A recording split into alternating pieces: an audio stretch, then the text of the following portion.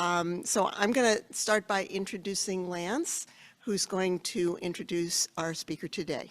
Good morning, everybody. Thank you, Pam. My name is Lance Honea, and as some of you are aware, and some of you participated in the wake of another school shooting, which is a huge problem here in our country. A group of dads who have students here at the Manhattan Beach Unified School District became moved to make a change, to do something about this problem. We hosted a really fun casino night fundraiser. This was about 6 months before COVID.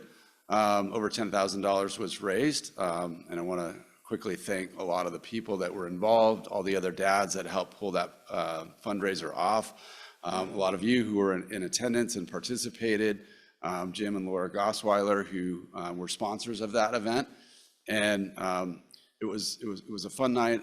It was a big success, and our original plan was to implement the Sandy Hook program at one of the local schools, and MiraCosta was the one that we had plans to implement. Pastor Mark and I met with the principal at the time.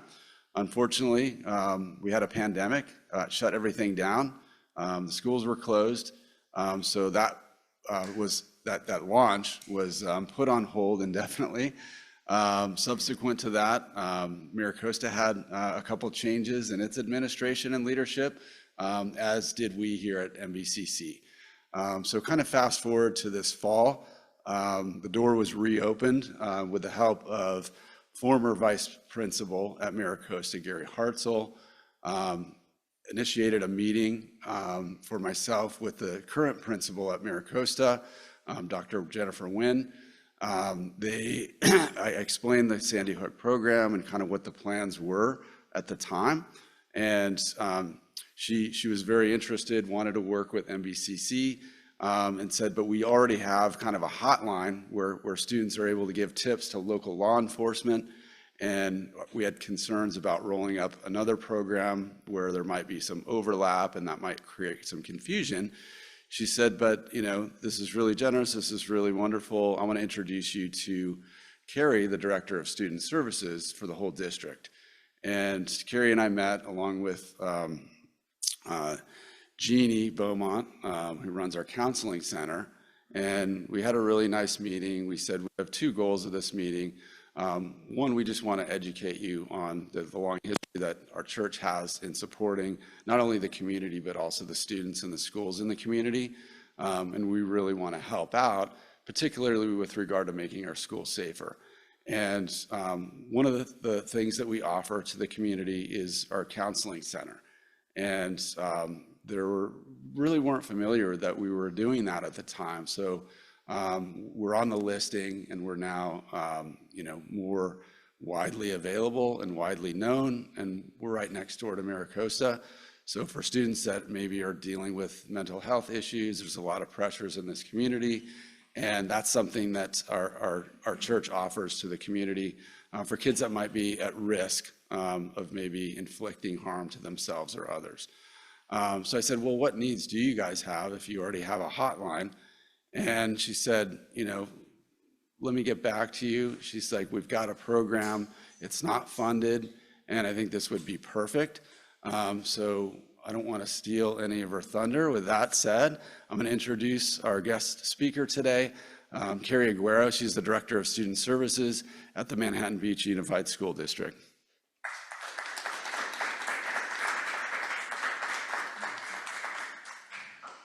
Hi, good morning. Thank you so much for having me here today. We are so grateful to be able to offer some of these programs and for the partnership that we have with MBCC today. My name is Kerry Aguero. I'm Director of Student Services for Manhattan Beach Unified School District. I grew up in the South Bay, not in Manhattan Beach, but in a local community. So this is home to me. My daughter went to school through our Manhattan Beach schools, elementary through middle school as well. So she attended Penny Camp right next door on the other side, and then attended our middle school as well. So I'm a parent too. So all of these things that we work on that are part of the community also really tie to me. And one of the things I just said earlier is, once a student is ours, they're always ours, right? So I know some of you are educators too, but I think that that was very present as well within some of the other pieces that we've had impacting our student body at MiraCosta right now too. So that being said, we are grateful, and let me tell you what we are using this, I probably will refer to it as a grant, but this donation of funding for, and why we're choosing to do this piece. So the background with this is our board goal 2 is to continue to develop a climate of care in all MBUSD schools. So we're not just focused on one school, but really focused on all, because if we can target these needs and this sense of community and sense of belonging for our students, especially in elementary school and in middle school too, by the time they get to high school, they really have that embedded within them, and they know and they understand. But so within this sense of climate of care, I apologize, it's a little bit hard to read too. We also have the community partnerships. So that in itself is your organization too, right? So we're talking about all of those different pieces, and we're talking about respect and having empathy and that sense of safety, which goes right in line in being proactive when we have some of the students or some of these school shootings. So within that, we are already working on our stand-up commitment for inclusion within the schools. And these are posted. This has been around for a few years. It was originally released right before the pandemic. And then just like I think the funding, that just stopped everything. So we're really going back to that and going back to our beliefs and making sure that students and community feel included and feel like they belong, no matter what grade, no matter what class they're in, no matter what their learning style is. So really being able to target that work is important. The piece that you'll see up at the top is the 3 steps of say something. So see something, say something is the standard practice from Sandy Hook as well. And that's something that we really have been working on district-wide to speak with our students and to make sure it's embedded. And one of my favorite things that we hear and that we're hearing more and more students reiterate back to us if they're reporting something is, well, I saw it, so I wanted to tell someone. Right? So we are seeing that that language is working, and we're using that same language all the way from our youngest students all the way through our high school students. So see something, say something is part of that Sandy Hook promise, just so we can try to get students supports that they need. So it may be something that they've seen a student has something that they shouldn't have on campus. It may be something that a student was drawing in their notebook. We may need to get them extra support, or it may be evidence of self-harm too, right? But so that we're able to really target those students and get them the supports and get them the help that they need early on. And the final piece that we're working on right now with this is our Speaking Up and Interrupting Bias program. So that we're working on in partnership with the Museum of Tolerance as well. They've been bringing in some different people. We've been sending specific teachers to the trainings. I was able to attend last June after school got out. For the summer, we had 11 teachers that came to the trainings after school got out. So that shows how important this work is for those teachers. And at the time, we weren't sure how we were going to be able to continue this work with those teachers. The majority of them are MiraCosta high school teachers too. So we started doing this interrupting bias training with our teachers, because the one thing we kept hearing was, well, if I see something, what do I do? right? They didn't know how to, if they saw something that was important or they heard something, what do I do? Do I just walk by it? And if people don't know what to do, sometimes the tendency is to just walk by it. So with the interrupting bias, it's the 4 pieces you can do within the moment. And the first one is to interrupt. And that's something that we can all do as a community too. If we're walking by and we hear something or we see something, we can say, we don't do that here, right? Or please stop. That language is offensive. Whatever it is, whatever piece it is, it's something super simple that we can all do in the moment. The second piece is to question. And the questioning piece is important, not to do in a defensive manner, but if you hear something too, a lot of times people will think that they're joking around, but they're saying things that are offensive or harmful to others.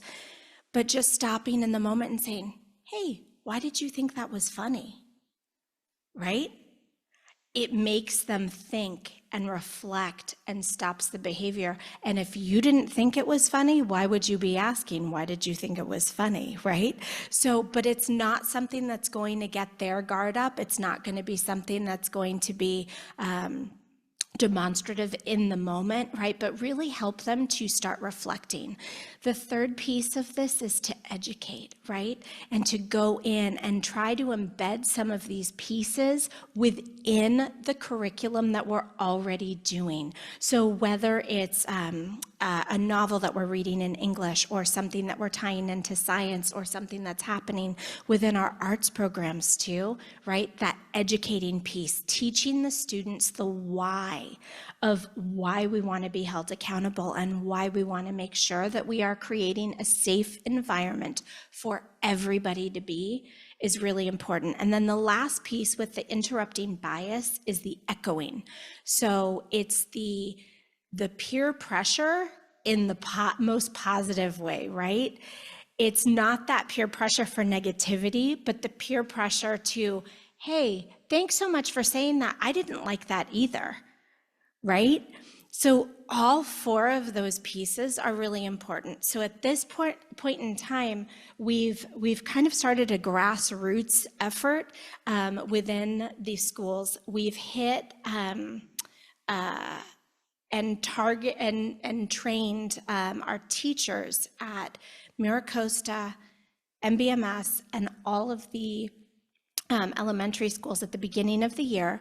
We've started working with our student leaders as well at MiraCosta High School, because we want the students to also have the same language and have these same skill sets. So being able to partner with you all and have this grant funding, that allows for us to pay for substitute teachers so that we can have that release time so we can create more hands-on experiences for the students and also try to create release time for our staff to go in and train our student leaders and our coaches and our classified staff district-wide and really start working with those student leader groups too at MBMS and at our elementary schools. One of our dreams that we have, I think, is with our small committee that's doing this work and leading this work and trying to bring it to all of the school sites too. We really want to find some of our MiraCosta student leaders to go and start training some of our student leaders at the middle schools and at the elementary schools, because we know how important those peer voices are when we're creating a school, that school safety environment, right? And we're encouraging students to do things the right way and to be model citizens. We know that the peer voices, rather than that old lady who just, you're right, who sits in her office and, isn't a student and is very old and just wants them to follow the rules. I'm totally talking about myself right now. We know how important it is for other kids to be those message carriers, right? So this is one of those pieces that we're really utilizing within that. The other piece that we will be really utilizing that funding for is to create opportunities where we can pay for substitute teachers to come in and start working with our Alveus anti-bullying program, which goes hand in hand with interrupting bias. They work in tandem. Oh, sorry. So the biggest pieces, and here you'll see some of our kids out in action. So some of the things we're really working on right now are safe, secure, and respectful environments. And by creating that, we are deterring some of the school assailant issues, right? Because when we're looking historically at those school assailant issues, they're students or people within communities often who do not have a sense of belonging or who have animosity. And so if we can target those pieces and try to really reach our students who don't feel like they are part of the community, that's what we want to do. So within these goals that we have, we want students to understand our clear expectations, and we're constantly working and trying to rework to make sure we're communicating those with everybody. We want to focus on site safety. We have site safety committees at all of our school sites that involve students at the upper grades, parents at all grades, classified staff, school staff, certificated staff, so like teachers and administrators. And then we also have a district level school safety committee where people come and share what's working, what's not working. We try to put our heads together and try to solve problems as well. And with that school safety, we're not just talking about facilities and professional development and training, but we're also talking about social emotional safety too. So I think that that's important to think about as we're working on these. I know in our community you've heard or seen the targets with e-bike safety. The problem is not solved, but it is better than it is. There are more kids wearing helmets, which is great. I go out and stare at my friends that try to use, our district office as an off-roading course periodically. So we're working on that with them. I'm on a first name basis with a couple kids now again. But so we have those pieces. I don't know if you saw some of you may subscribe to the superintendent's newsletter. It's open to the community, even if you don't have students in the area, or if you saw the Manhattan Beach Police Department post. But we started an e-bike safety program this year as well. And we just recovered a stolen bicycle because the bike that the police department found had a sticker from our program. So they were able to call us. We track everything. It doesn't take me any time at all to input all of those numbers and to search them. But we have been, she says sarcastically, but so we've been working really hard with our community and with our students to try to do that. We've got 6 more classes coming up in February too for some of those winter bikes that came. We were supposed to have the classes in January, but because of the fires and because of air quality, we did cancel our January classes and move them to February. The other piece, which touches on something that was described earlier, is BARC and Sprigeo. So we have these 2 programs embedded within our student information system. So with BARC, BARC will trigger alerts for if a student's logged into their MBUSD apps account, which is their Google account or their school email, on any device, it triggers for self-harm, for bullying, for mental health emergencies, for inappropriate website usage. So all of these pieces help us. We're not tying it to a disciplinary action necessarily. Again, if it's bullying, that may be different. But most of these, we're just trying to help students and educate. So that's another piece where we can try to be proactive if we're seeing a mental health crisis or seeing some kind of emergency. I've read a lot of student essays because a lot of these student essays, while they're trying to write their college papers, are definitely triggering too. But even with those, we're able to do a lot of counseling referrals to try to make sure that our students are safe and are healthy before they're leaving us and heading to college.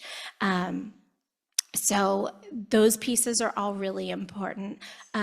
So those are the reporting systems. Sprigeo is the reporting system that we use to report bullying, vandalism, any kind of like a hate crime or something else as well. So with Sprigeo, we actually love it. It can be reported within the community.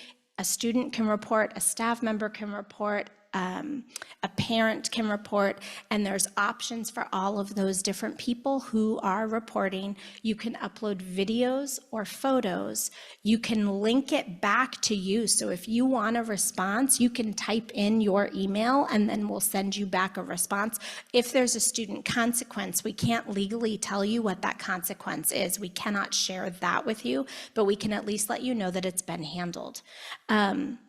The other option with Sprigeo, which is one of the things that we really like, because especially starting in middle school, there's that pressure to not be a narc or tattletale, right? The kids don't want that on them, or they're scared. So you can actually submit anonymous tips as well.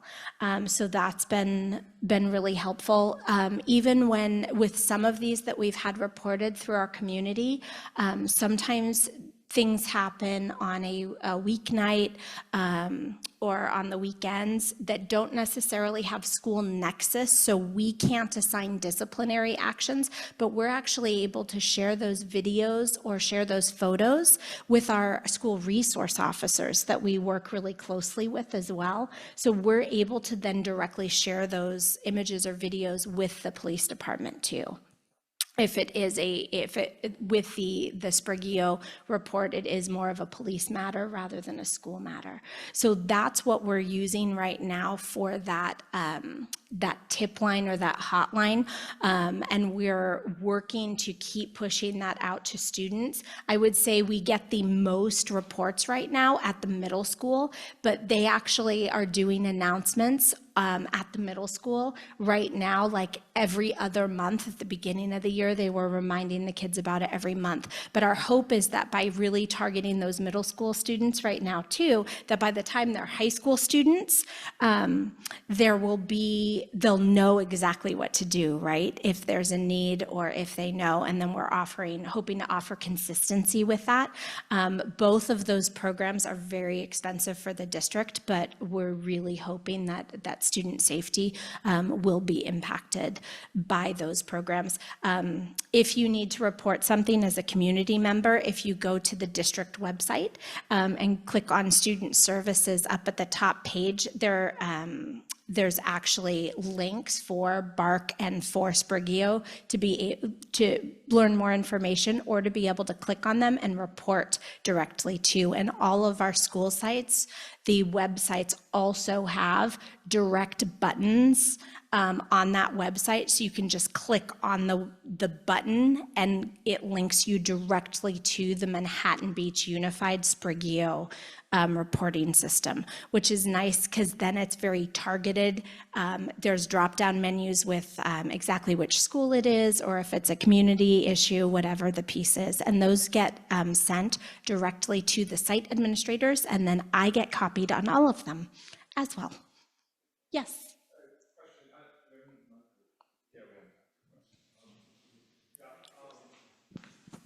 Thank you.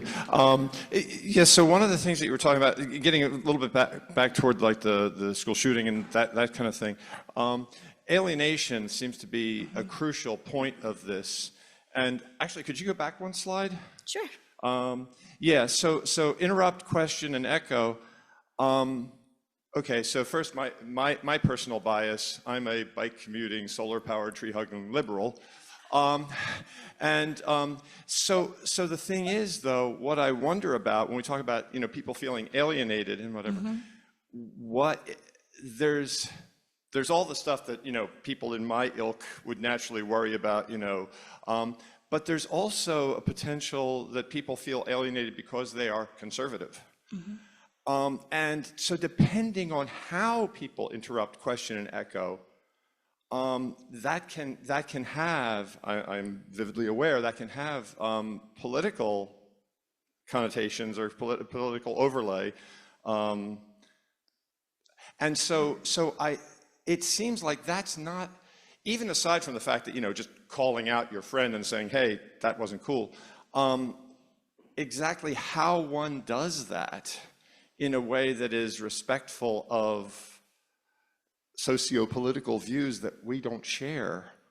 It's not just, hey, we all think this, let's get on board. It's like, we don't all think this, so how do you handle that particular facet of these problems, of this alienation of people feeling like othered, So, and I think some of that ties into the work with this, right? We're not just teaching the students these 4 pieces, but really trying to push in and model the correct way in which to do it, which takes time, right?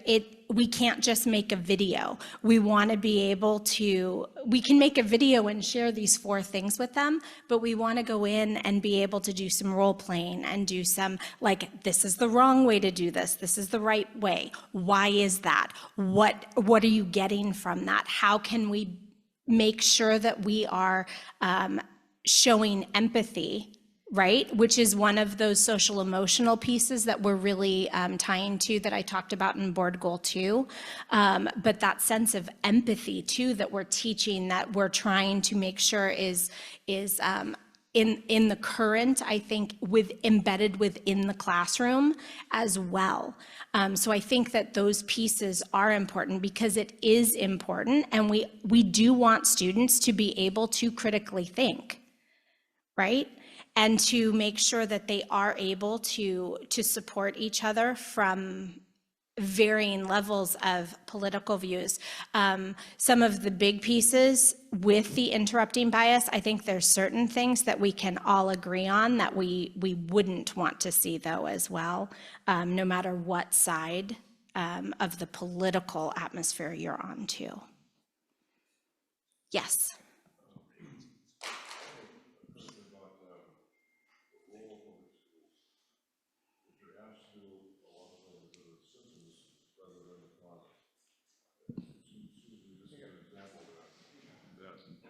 What you're asked to do is deal with some of the symptoms, but you got to go one step back further and say, what are the causes of a lot of these things that you listed?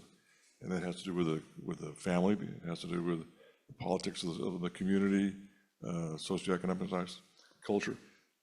I guess I've got 2 questions. Does that frustrate you that you can't get to the cause, because you're not really, that's not really part of your role as a public school? Or do you do something like that? Try to find out why do kids come to school with a gun, or why do kids come alienated, and all those other.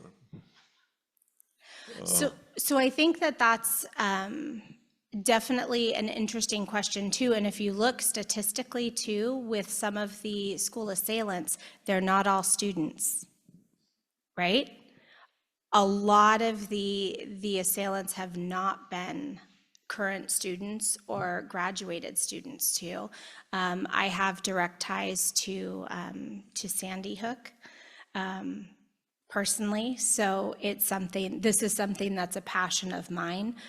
Students are a passion of mine. I think that it is a very interesting area that we are placed in as schools, because people don't just want us to teach math and reading and writing. And that's a shift from when I was in school too, right?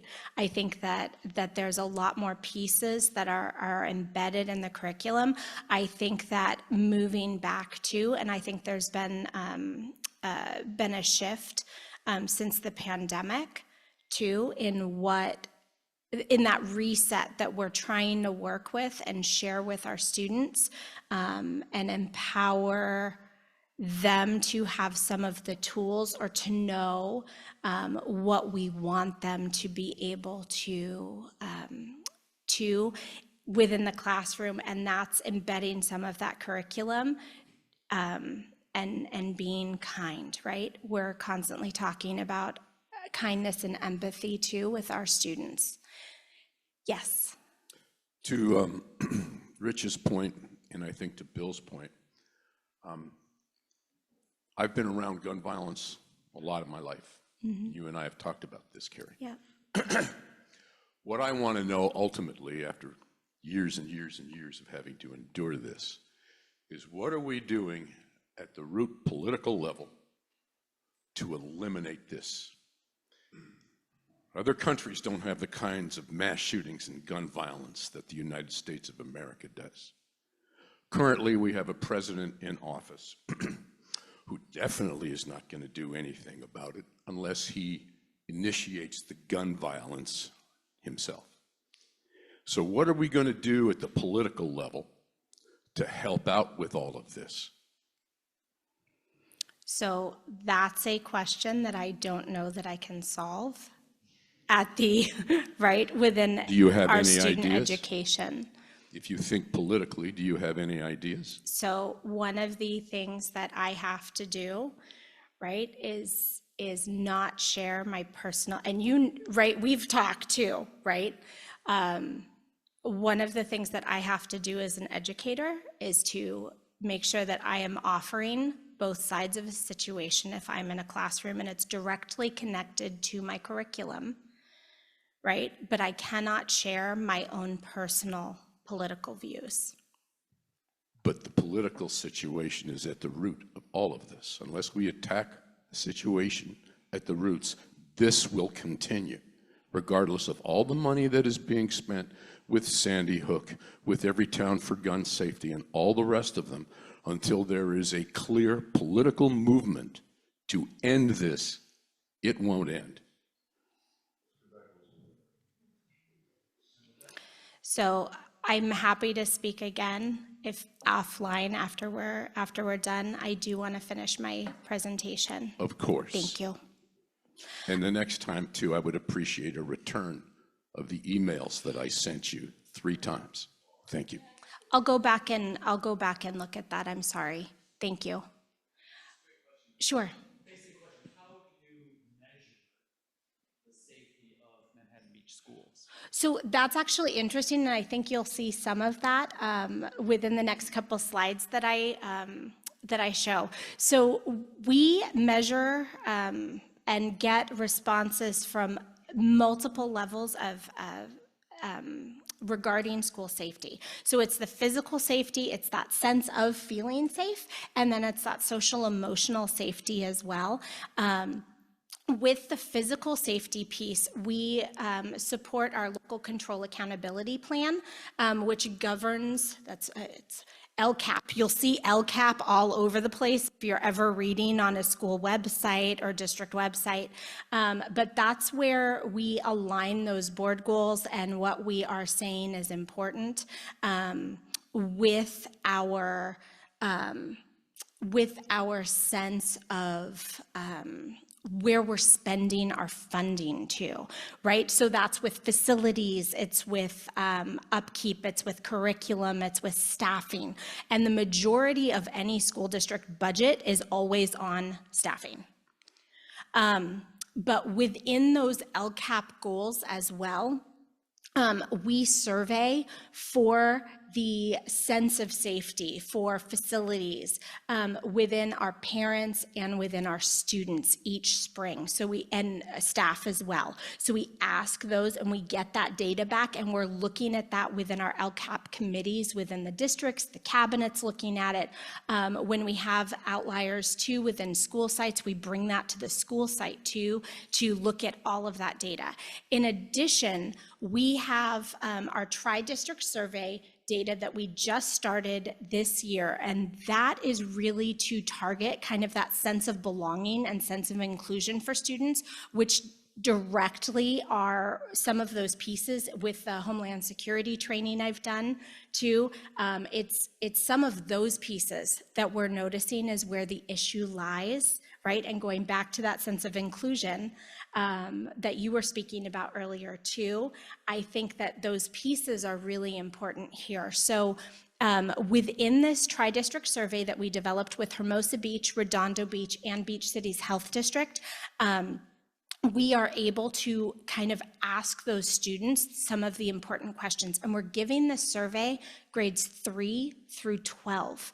So we're asking all of our students, we're not just targeting secondary, we're looking at a large group. And this is the first time we've given a survey like this to our elementary students too. Overall, we had really, I would say we have very high data. Is there always room for growth? Absolutely. Where's my room for growth that I'm looking at with these? It's that yellow band too, right? I want to make sure that that red band gets smaller, but it's the yellow band that I'm like, why can't the kids make a decision one way or the other? So our green percentages that you'll see, so this one is I have at least one trusted adult on campus. And the top one is Maricosta High School, the middle one is the middle school, and then the bottom is all of our elementary schools.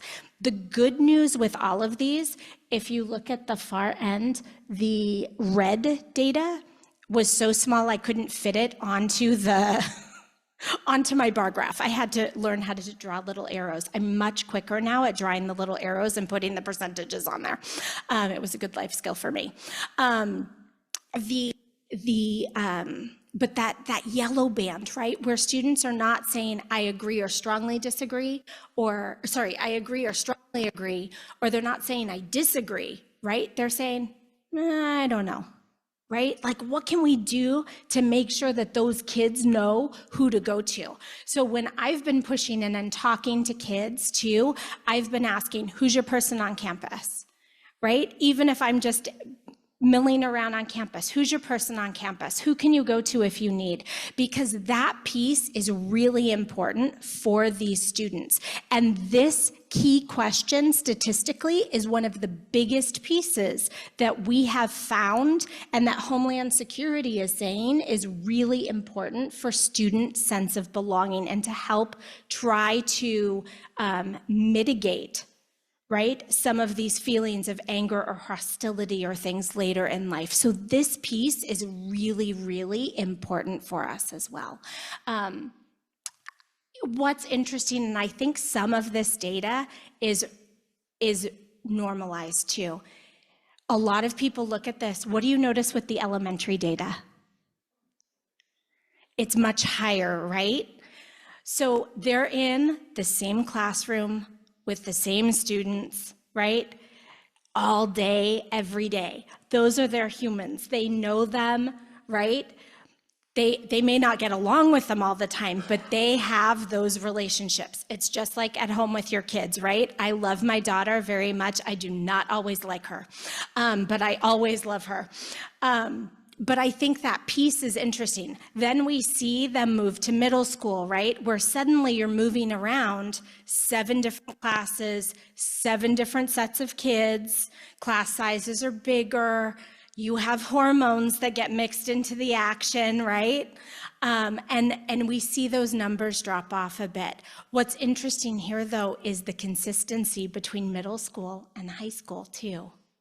Right? So what can we do to target and try to help and try to make sure that those students, right, are feeling that they know who they can go to? So those are pieces and conversations that we're having at the site levels too of what we can do, what can we implement, how can we make students feel like they are heard and belong. The other piece that I wanted to share with you today was sense of belonging. So this one is kind of tied to that supported by others. So it's, I feel like I am supported at my school. So within the feeling like they're supported by people at their school, it's interesting to see those big bands, right? Especially in middle school, again, you've got that largest, I don't know, I disagree, I don't disagree, I'm kind of in the middle, right? So what can we do to talk to those students as well and make sure that they have people or have a club or have a group, right? How can we help them find their people or help them find their organization. Because I'm sure if you think back to middle school is hard for everybody. I'm just saying, middle school was hard for me too. There may be some people watching who knew me in middle school as well, but it's hard. It's a hard time of life, and you're trying to assert the independence, and you're trying to figure things out, right? But knowing that there's a soft space to land, but also that there are still consequences for actions, right, is that fine balance. And making sure that students know, right, where they can find others who are like them or who have the same interests. So we're constantly working at the middle school and at the high school too to implement clubs. Each year at the beginning of the year, students are able to bring in ideas and try to find sponsors for clubs too that may have their interests that they don't already see. So we work to try to do that, because what was popular when I was in middle school is not popular now. So we want to make sure that we are, right, that we're targeting and assisting what is important to students now. Where can they find their humans? So we have multiple pieces of data that we're working on within all of this work.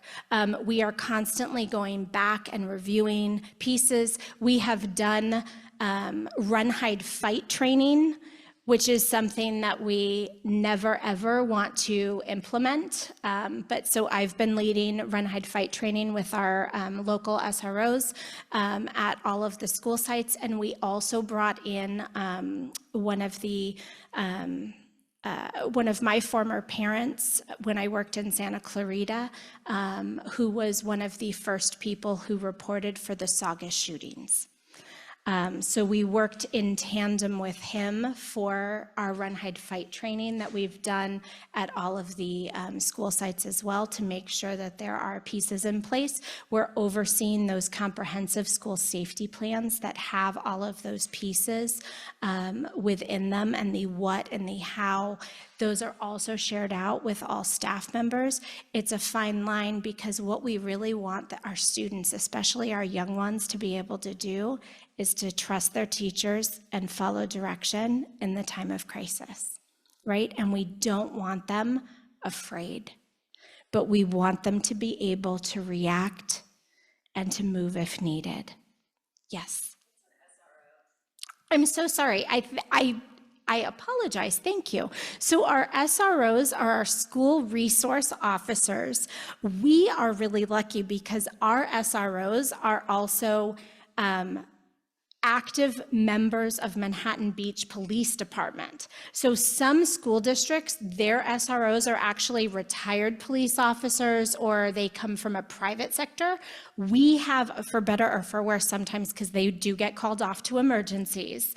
But our SROs here, we have two. We have one that supports the high school, and then one that supports the middle school and all elementary schools.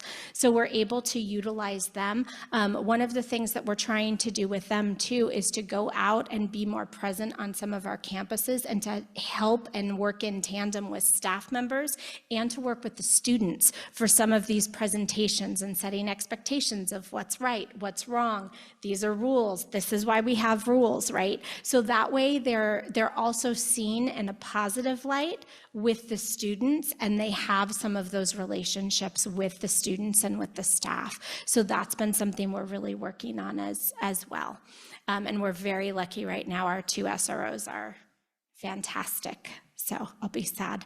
One of them's coming up for term soon. So, but I'm sure we'll get somebody else great in, but I'm having a hard time. I'm a little sad, but we're going to use him as much as possible till we get somebody new. That way some of these pieces are in place. So again, with this grant, some of the big things that we're doing is offering that teacher training and professional development. We're offering that release time, so it's not just a one and done conversation, but it's something that we're able to continue and to embed and make it so that it just is happening. That's the goal with this, and to create some of those educational pieces. We're not just talking about working with staff, but we want to work with all staff, classified, coaches, certificated, our administrators. We want to really start working with the students as well. And then one of the pieces that I'm hoping to do is actually do a community night for our interrupting bias training, so that we are able to give some of our community, right, some of those resources or tips or tricks, because you guys hear things too, right? And how great is it if we're all on the same page while we're doing that? And again, it's how we respond, right? It's how we respond within the moment and try to educate our children. Because even when they look fully grown, they are still our children. The implementation that we're doing with the anti-bullying program is very important, and that is, again, Alveus. It looks like Alveus. It is not. It is pronounced Alveus. It is not a typo.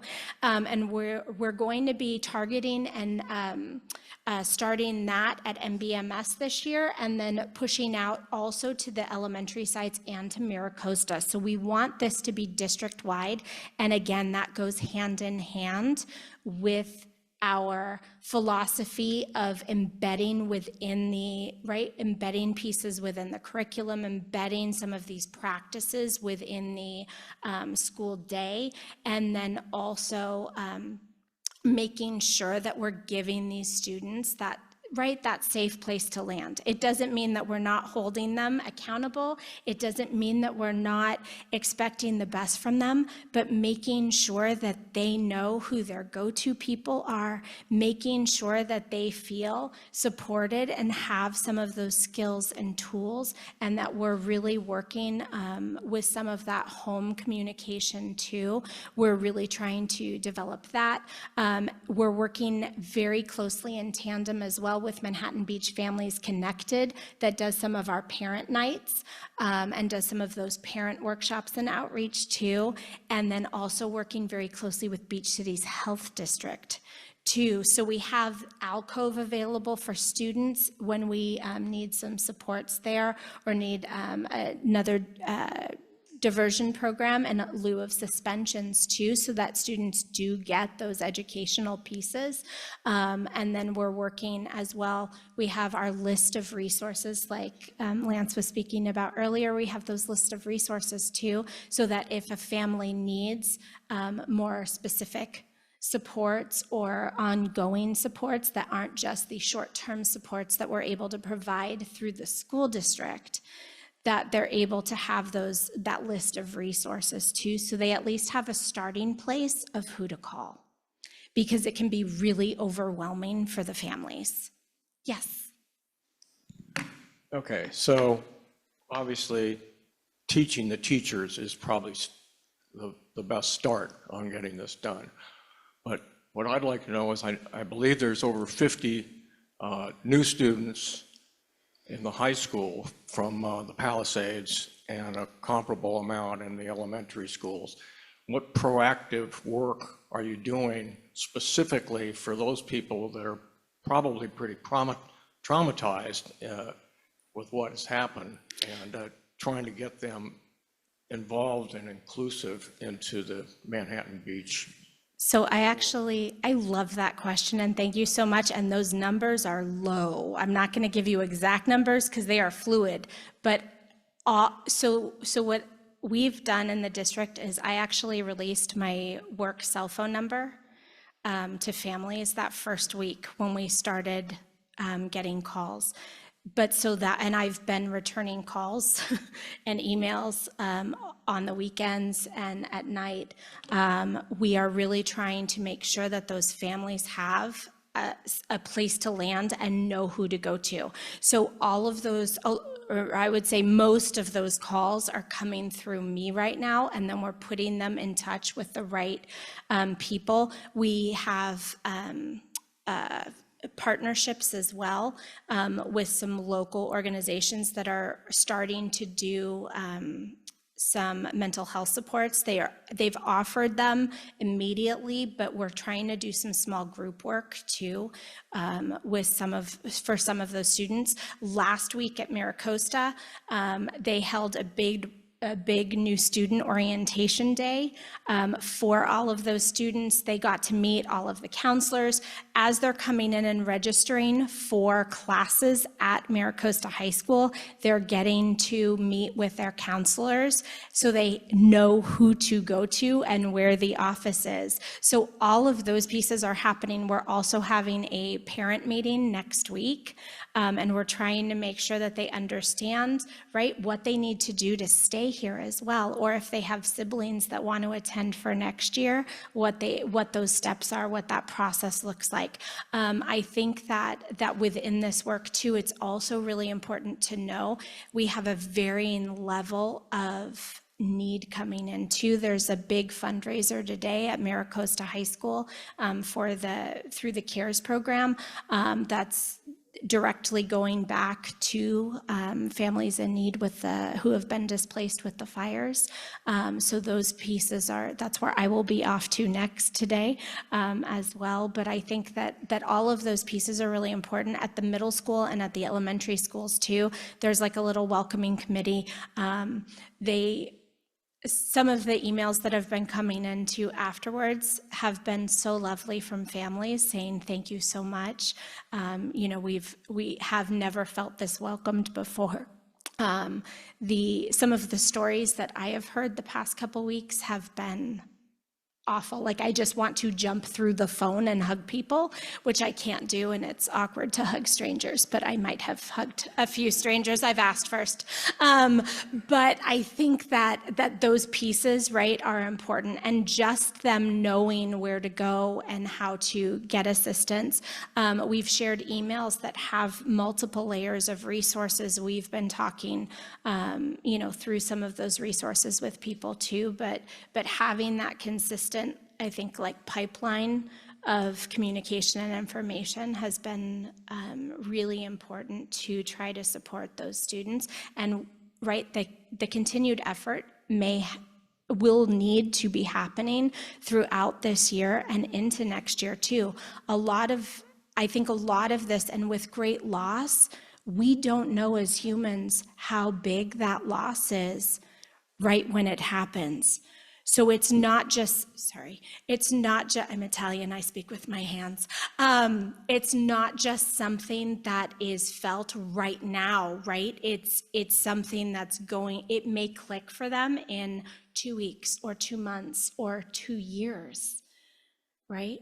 So having those ongoing supports, making sure we know who the families are. We've got very protected lists, but that way we're able to really support those students in need. And our staff and our staff and office managers and district office support, our principals, and especially our teachers too, have been incredible in welcoming these students in and giving them time and space and offering assistance and trying to provide those pieces. I am so proud of our district staff right now. I can't even begin to tell you. So, yes. I just wanted to add to that, having our kids in MBUSD, the teachers are doing a great job communicating. Thank you. The teachers are doing a great job communicating to the existing students on helping them understand how to welcome people in with respect and empathy. So thank you. Yeah, thank you. They've been incredible. Yes, sir. Kerry, has MBUSD Oh, offered their hang on one sec. assistance through our counseling center and other ways that we can help those families? Yes, so we're working with Joanne too about possibly putting together some small groups here as well, so that way we can offer some additional supports. It's interesting right now because we have a lot of families who are moving directly to Manhattan Beach, but then there's also some families who are living, who are displaced, but who are living in other areas, but are trying to move into Manhattan Beach or Hermosa Beach as well. So we're trying to support all of those families and students right now. It's very important, I think, too, to remember that especially when we have a displacement, the confidentiality piece is so important. When we are, our hearts are in the right place and we're trying to welcome and trying to take care of all of these families, but we really have to make sure too that we're thinking about that confidentiality piece. One of the things we were noticing coming in was kids needed lunch boxes and backpacks and water bottles. But so we were able to reach out to community members too, and we had a slew of like brand new backpacks and water bottles and like classroom supplies and things that came in as we were in need. And it's tricky with fires too, or with a natural disaster displacement. If they truly have lost their home and lost everything, they also may not have space to hold pieces. So if we we are really waiting to try to make sure that they know who to come to when they are in need of something, so that we aren't overwhelming the families too. It's a really tricky balance. Yes? I know you will not be able to pin it down, but I would be curious to know if a great many of, say, 25 to 50% do have family here, so that's another support element that I would assume that is a big part of it, that they can move in with mom and dad, that they may have graduated from Maricosta. Yeah, so we definitely have families we're seeing who are living with parents or cousins or brothers or sisters, or best friends too, that are coming in, or living in friends' homes too, right? That are here. There's also, I think it's really interesting because it's such a neighborhood and community feel to Manhattan Beach too. So I think that's one of the reasons why we are being sought after right now too. And there's so many connections through some of the club sports and other activities too. So it's nice to see, because a lot of the kids, even though they're walking into a brand new school, they know other people. And because there's a group usually coming in, we're trying to place some of these kiddos so that they at least have like one other person that they might know, or two other people that they might know too. Even with placing them in classes, our counselors are amazing and have been really trying to target that and make sure that way they have that little bit of support and some familiarity. Forgive me if you've already included this, but you can say, I've already answered. But what is your background educationally? What is your training in? So I haven't answered that actually. Okay, good. So I grew up in the South Bay. I did share that, but I spent 18 years as a high school teacher before moving into administration, I think 9 years ago. I don't know. I need to do the math on that. Gosh darn, it's been a long time. But so with that, I taught choir. I coached a dance team, and then also taught all levels of high school English at a few different high school districts. I actually started my very, very first job teaching was as a long-term sub in Hawthorne in October in a middle school math class. October, so they've been in school for like 4 weeks. They'd already had 2 teachers fired and 2 teachers quit. I was hands down, like it was like all in, boots on the ground training for like student discipline, restorative practice, like I just got in there. And I think that those pieces really helped shape who I am. I've worked at a varying level of, I grew up in Palos Verdes and went to Peninsula High School and graduated. And I have, it's interesting now too in my job here, because I have friends whose children are some of our students now as well. So it's great being able to reconnect sometimes with them.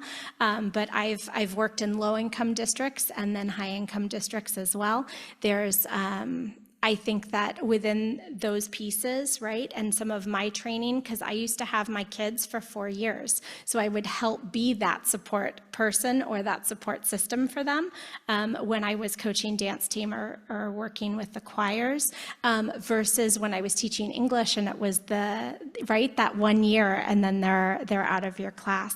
But so I'm still very close, thank goodness for some of our social media platforms, but I'm still close with some of my alumni from years ago when I used to tell them, because they used to ask me how old I was because I looked so young, and I used to tell them I'd tell them when I turned 30, except that I was really closer to like their age than I was because I had seniors too.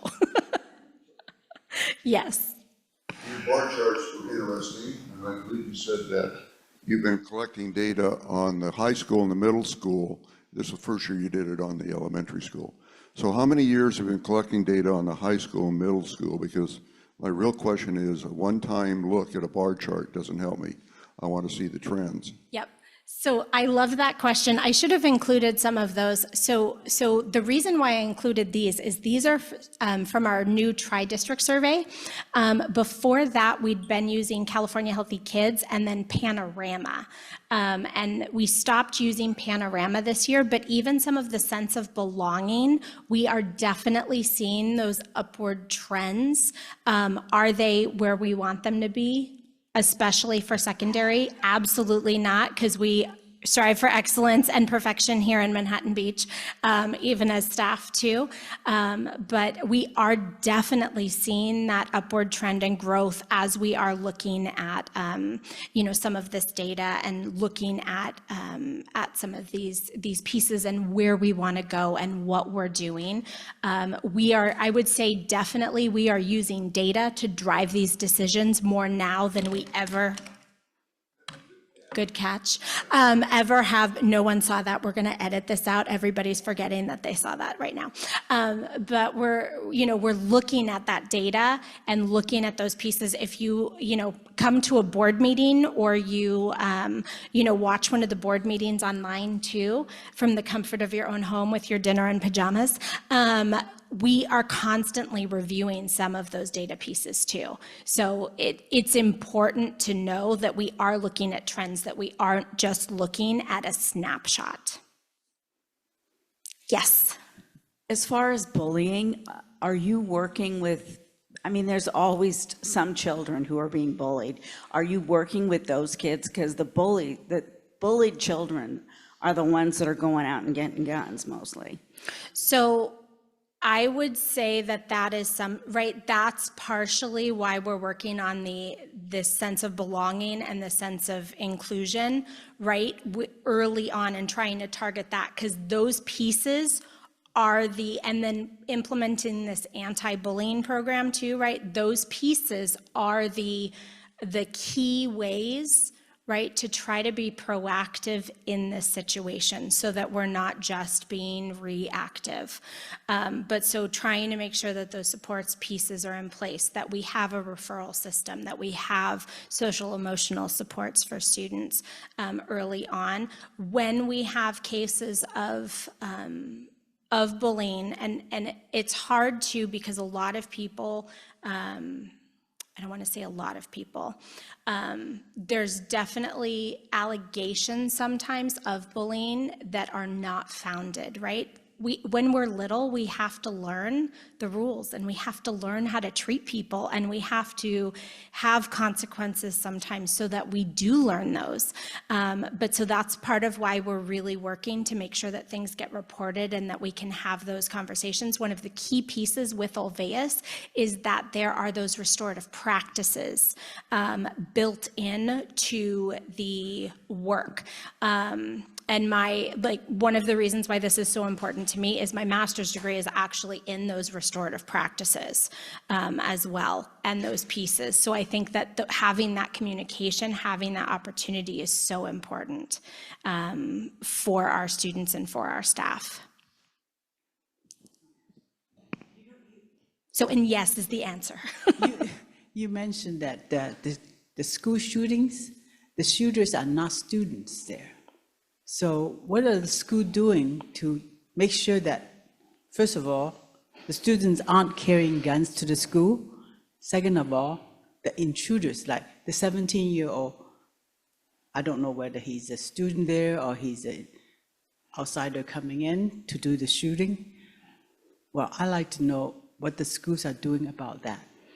So I think that that piece is really important with the messaging, with the see something, say something, and with the Sprigio, because the I should have brought my video, but within that piece, within the training, there's so many like pre-existing signs often, right, that go unnoticed. So we're trying to take those pre-existing signs and the reports and those pieces to get the students help beforehand, right, before they feel like they don't have another choice. Now, if you look at statistics and look at data too, sometimes they are students, sometimes they are not students. So I think that those pieces are important, but it's what can we do, right, overall. We're also trying to really limit the entry points at our school sites too, so that people come through our office. We have something in place called Scholarship,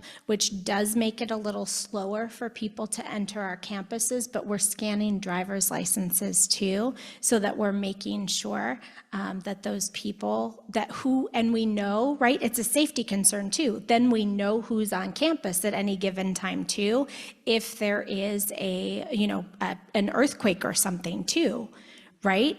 So I think that all of those pieces really work in tandem and kind of create this overall sense of what we are trying to do. It's important too. I mean, I constantly am walking by and trying to like make sure gates are closed. If I'm on a campus and there's like a random gate open, like I close that gate. If you guys are out walking your dogs and there's a gate open, please close the gate. But so we do have, right, we're making sure that everybody knows what their jobs are on campus and how best to try to keep students safe. So I really appreciate all of your time today. Thank you guys so much for coming and listening to us. We appreciate the resources that you've shared with us as well.